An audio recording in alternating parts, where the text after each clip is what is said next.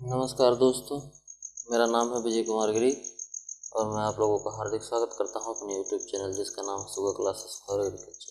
दोस्तों, आज मैं आप लोगों को फंडामेंटल ऑफ एंटोमोलॉजी का तीसरा लेक्चर पढ़ाऊंगा। मैं इसको पढ़ाना शुरू करूं इससे पहले मैं चाहूँगा कि आप लोग इस सीरीज की पहला और दूसरा लेक्चर ज़रूर देख लें, जिससे तीसरा लेक्चर आपको समझने में आसानी हो। तो चलिए शुरू करते हैं आज का तीसरा लेक्चर। तीसरे लेक्चर में क्या है, शरीर के भाग। मैंने कल पढ़ाया था एक्सटर्नल मॉर्फोलॉजी ऑफ ग्रासहॉपर, यानी कि कीट के शरीर का बाहरी भाग। आज मैं सिखाऊंगा उसके शरीर के हिस्से के बारे में। कल मैंने उसके एक्सटर्नल मॉर्फोलॉजी के बारे में बताया था, त्वचा के बारे में बताया था। आज मैं बताऊंगा उसके शरीर के भाग के। इंसेक्ट के शरीर के कितने भाग होते हैं। इंसेक्ट का जो शरीर होता है ये 3 भागों में बटा होता है। The body of insect is divided in the 3 part. 3 part वो कौन कौन से हैं? पहला है सिर, जिसको हम हेड कहते हैं, ये है हेड। दूसरा क्या है? थॉरैक्स, ये होता है थॉरैक्स। नंबर 3 क्या है? नंबर 3 है एब्डोमेन, ये है लास्ट वाला भाग एब्डोमेन, जिसको हम उदर कहते हैं, इसको पेट भी कहा जाता है। अब सिर क्या होता है, सिर कैसा होता है, पूरे शरीर में कैसे लगा होता है? सिर यह सबसे अग्रभाग होता है, सबसे आगे का हिस्सा होता है, जो तिकोना होता है और गोलाकार होता है। ठीक, इंसेक्ट का जो सिर होता है ये अग्रभाग पे लगा होता है सबसे आगे, और तिकोना होता है, गोलाकार होता है। यह वक्ष में एक झिल्ली द्वारा जुड़ा होता है। ये जो थोरैक्स है, हेड, थोरैक्स और एब्डोमेन, तो ये हेड है, ये थोरैक्स है, एब्डोमेन है। तो ये और ये वाला और ये वाला, ये दोनों यहाँ पर एक पतली झिल्ली द्वारा जुड़े होते हैं। एक मेम्ब्रेन होती है, उसी मेम्ब्रेन के साथ जुड़े होते हैं। बॉडी एक्सिस के साथ ये 3 प्रकार से जुड़े होते हैं। अब बॉडी एक्सिस के साथ 3 प्रकार से जुड़े होते हैं, लेकिन बॉडी एक्सिस क्या होती है मैं आगे बताऊंगा, लेकिन वो 3 प्रकार से जुड़े होते हैं। ठीक, अब वो 3 प्रकार हैं कौन कौन से? सबसे पहला है अग्रोन्मुख। जैसे मान लो ये इसकी गर्दन है, ठीक, तो गर्दन इसकी जो है इंसेक्ट की वो इस दिशा में है। ठीक, अब इसका जो मुंह लगा है वो भी ऐसे सीधी दिशा में लगा है। तो ये देख रहे हो एकदम बिल्कुल इसे सीधी समांतर एक रेखा बना रही है।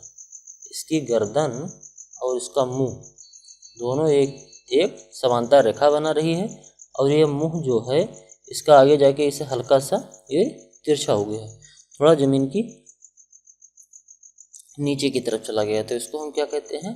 अग्रोन्मुख। अग्रो मतलब आगे, उन्मुख मतलब की ओर, आगे की ओर, उन्मुख मतलब आगे की ओर है इसका मुंह। ठीक, इस दशा में मुखांग आगे नीचे की ओर होते हैं, ये जो आगे वाला हिस्सा है ये नीचे की ओर होते हैं, तथा सिर की मध्य रेखा शरीर की मध्य रेखा के समांतर होती है।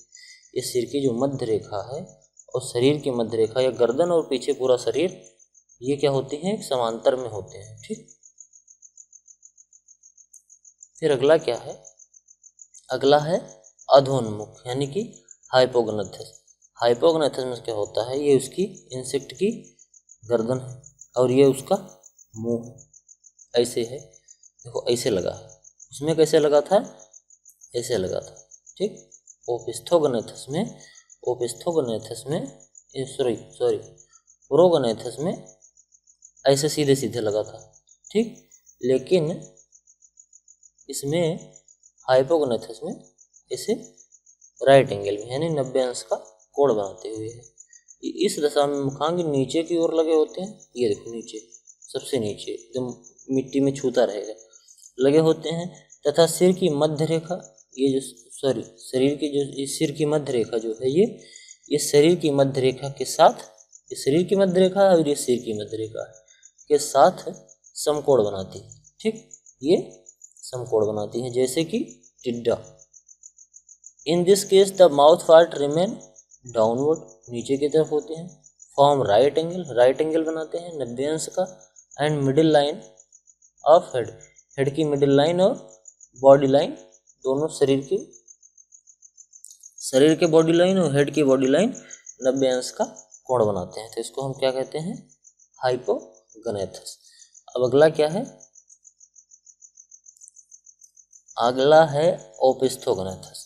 ओपिस्थोगनेथस कैसा होता है, ये इसकी गर्दन है ये, और ये इसका मुंह है, ऐसे है इसका मुंह, कैसे, ऐसे। ये शरीर से इसे न्यून कोण बनाता है। ये जो है ये न्यून कोण तो ये 90 अंश से कम का है तो ये न्यून कोण है, ठीक। इसमें क्या होता है, इन दिस केस इस दशा में mouth part is turned backward, इसमें इस दशा में माउथ पार्ट पीछे की तरफ मुड़ जाते हैं। And the middle line of the head, और हेड की जो मिडिल लाइन है यानी कि ये वाली लाइन जो है हेड की, टर्न बैकवर्ड, ये पीछे की तरफ, देखो पीछे की तरफ तो मुड़ी है, पीछे की तरफ मुड़ी है, मेक ए लो एंगल, और ये लो एंगल बनाती है यानी कि न्यून कोण बनाती है with the middle line of the body, ये बॉडी की मिडिल लाइन से, ठीक। ये किस में पाया जाता है, बग में पाया जाता है इस तरीके से। फिर अगला क्या है, कंपाउंड आई। बॉडी पार्ट में अभी तक चल रहा था हेड, अब हेड के बाद कंपाउंड आई। हर इंसेक्ट में कंपाउंड आई पाया जाता है, एक ये आई और एक ये आई, ये 2 आई होते हैं। इनका जो आँख होती है इंसेक्ट की, ये कंपाउंड होती है, लेकिन आदमी की आँख जो होती है वो कंपाउंड आई नहीं होती, क्योंकि ध्यान से देखो तो इन आँखों में बहुत छोटी छोटी ढेर सारी आँखें हैं।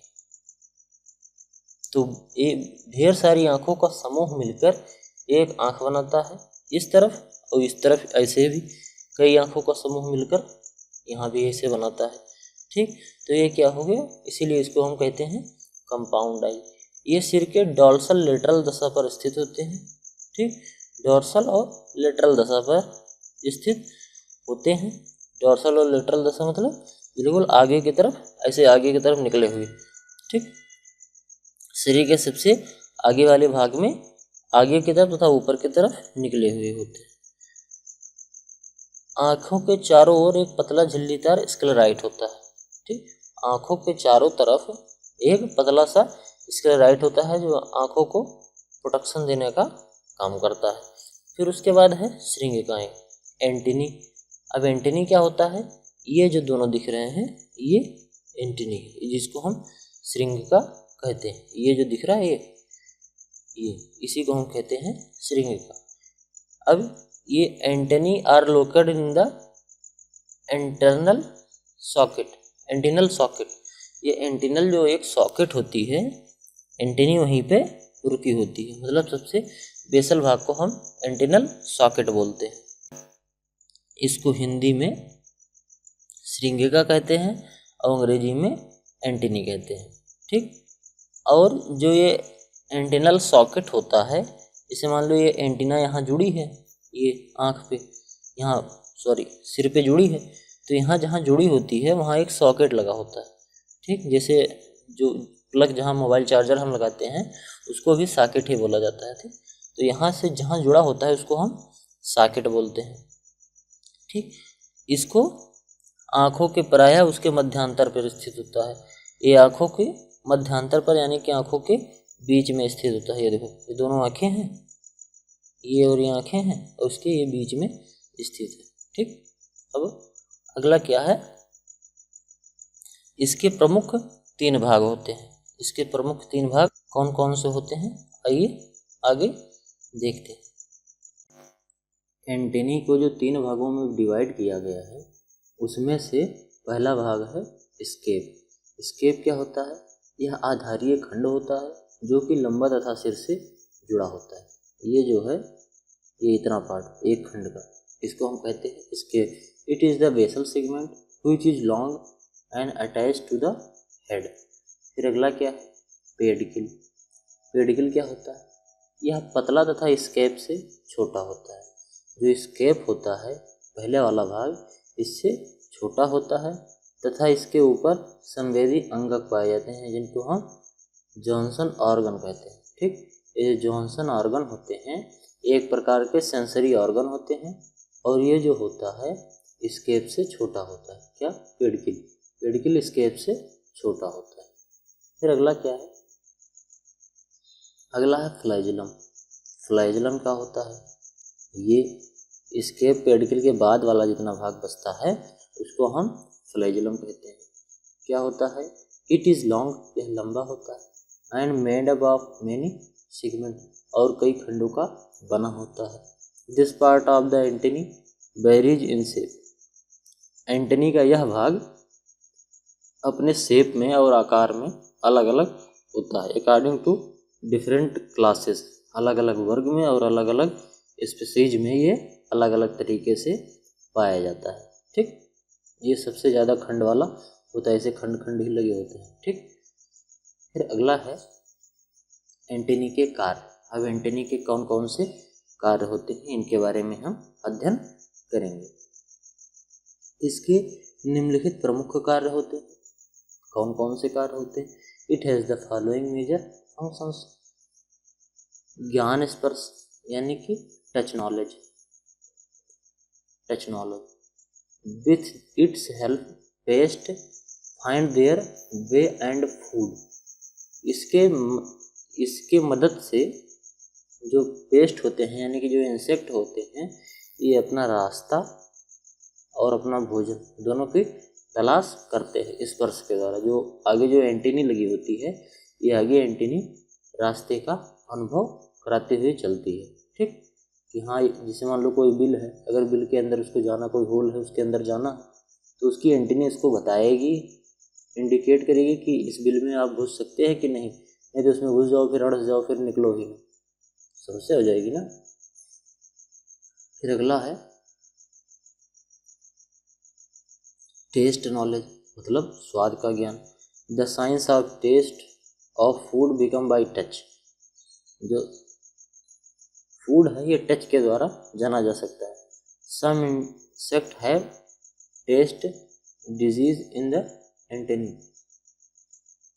एंटेनी में स्वाद के रोम होते हैं। ये डिजीज जो लिखा है इसको रोम कर लेना।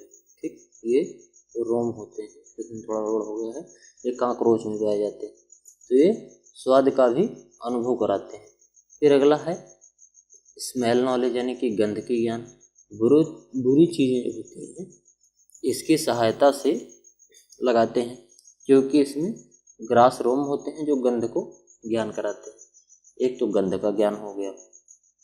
फिर अगला हो गया लिसनिंग नॉलेज।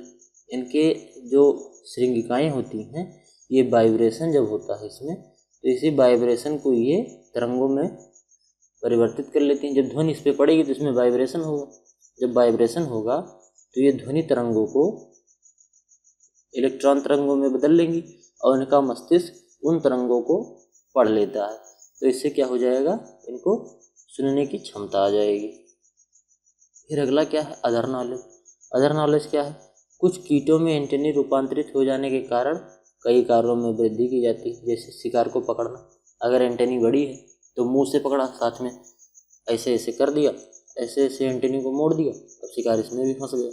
ठीक, उसके बाद नर एवं मादा को एक दूसरे से की ओर आकर्षित करता है। एंटेनी जो होती है वो आकर्षण के काम में आती है। ये एंटीना जो होता है ये इंडिकेटर होता है नर और मादा के आकर्षण। ठीक, thanks for the attending my class. If you like the video do not forget to subscribe my channel. अगर आपको ये वीडियो पसंद आई हो तो कृपया इस वीडियो को लाइक करें, मेरे चैनल को सब्सक्राइब करें, जिससे आप लोगों को एग्रीकल्चर से जुड़े और वीडियो मिलते रहे। सक्सेस विद स्मार्ट लर्निंग इस show agriculture classes Vijay Kumar Giri के साथ। Thank you.